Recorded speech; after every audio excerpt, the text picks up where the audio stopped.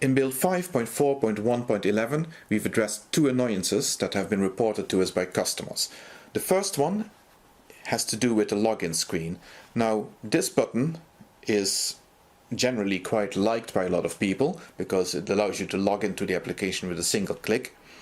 However, that can become a bit of a nuisance when you sometimes need to log in as somebody else, and this has become so much of a habit that the screen pops up and before you know it you've clicked this button, and then you realize you should have clicked this button instead, so then you have to close the application, go back to your desktop, find the icon, double click on it. It's all a bit of a nuisance.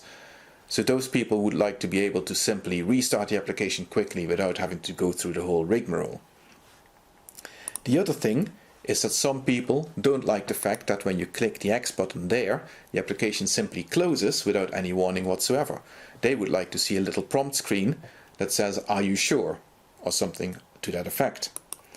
So we've changed this in our user preferences. Now, first of all, don't be alarmed to see less here than you're used to seeing, because what has actually happened is we've added a second tab here as the screen was getting a bit cluttered, and some of the options have moved to this second tab.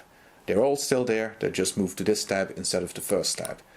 However, there's now a new option here, Show Application Closing Prompt, which by default, when you're first going to 5.4.1.11 or later, will be unchecked like this. But you can check that, and then you're starting to get your "Are you sure?" prompt when you're closing the application. I'm going to illustrate that now. As you can see here, here's the prompt. Fairly simple. You're about to exit this application, are you sure? But a few extra options on this screen that you might want to look at. For example, do not show again here. Now, if you cancel it, it won't close down. And do not show again would be equivalent to going back into your preferences and unchecking this box. So let's not do that for the moment.